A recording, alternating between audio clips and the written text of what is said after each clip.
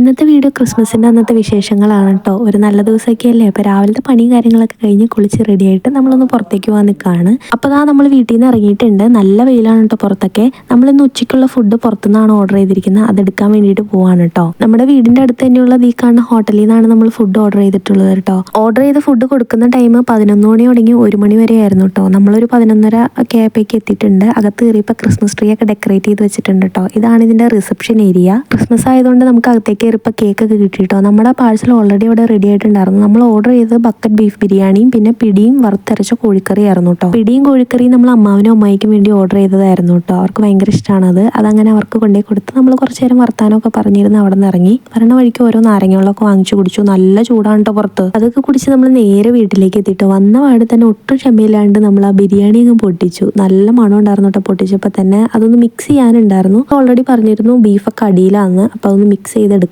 അങ്ങനെ ഞാൻ പ്ലേറ്റൊക്കെ എടുത്ത് വിളമ്പി നമ്മൾ ഇരുന്നു കേട്ടോ. അതിൻ്റെ കൂടെ നമുക്ക് സലാഡ്, അച്ചാറ് ക്യാരറ്റും നാരങ്ങയായിരുന്നു കേട്ടോ. പിന്നെ നമ്മുടെ ചമ്മന്തി. എനിക്കിതിൻ്റെ ഈ കൂടെ കിട്ടുന്ന തേങ്ങാ ചമ്മന്തി ഭയങ്കര ഇഷ്ടമാണ് കേട്ടോ. നമ്മൾ സാധാരണ അങ്ങനെ വാങ്ങിക്കുമ്പോൾ ബിരിയാണിയുടെ കൂടെ അത് കിട്ടാറില്ല. സാലഡും അച്ചാറും ഓൾറെഡി ഉണ്ടാവാറുണ്ട്.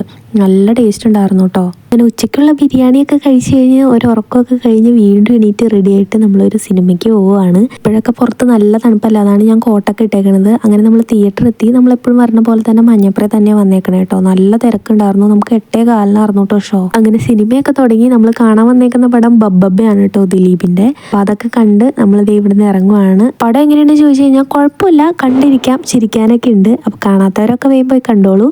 എൻ്റെ ഒരു ക്രിസ്മസ് വിശേഷങ്ങളൊക്കെ ഇത്രയേ ഉള്ളൂ. അപ്പോൾ എല്ലാവർക്കും എൻ്റെ വക merry Christmas and advance happy new year.